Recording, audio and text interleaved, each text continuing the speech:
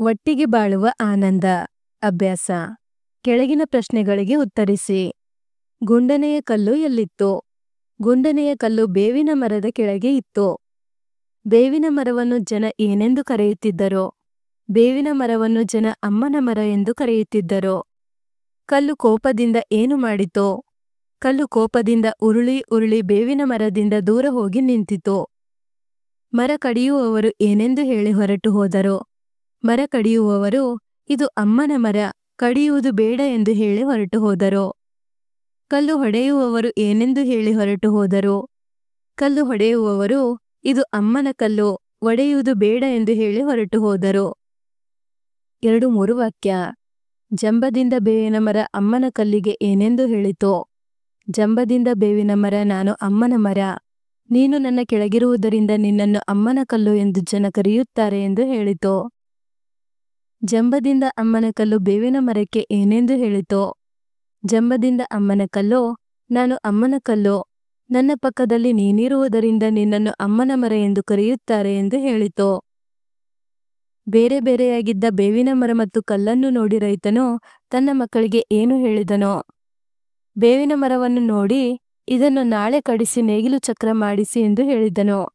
ಹಾಗೂ ಬೇವಿನ ಮರದಿಂದ ದೂರ ಬಿದ್ದಿದ್ದ ಕಲ್ಲನ್ನು ನೋಡಿ ಈ ಕಲ್ಲನ್ನು ನಾಳೆ ಕಲ್ಲು ಒಡೆಯುವವರಿಂದ ಒಡೆಸಿದರೆ ನೇಗಿಲನ್ನು ಕಟ್ಟಿ ಉಳಲು ಬರುತ್ತದೆ ಎಂದು ಹೇಳಿದನೋ?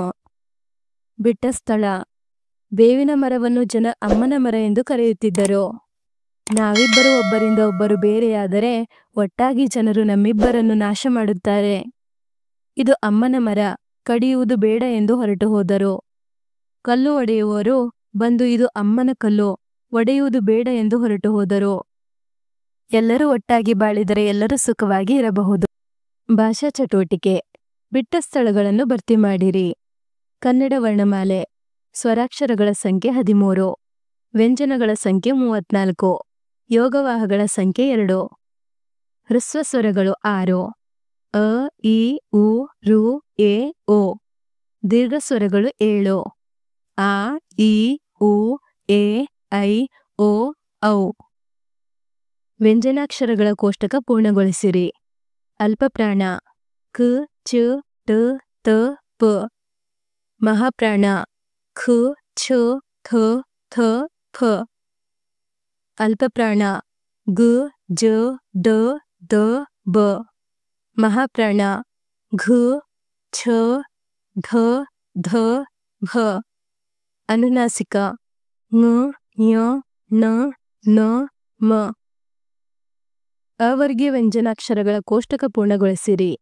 ಯ, ರ, ಲ, ವ, ಶ, ಶ, ಸ, ಹ, ಳ. ಧನ್ಯವಾದಗಳು.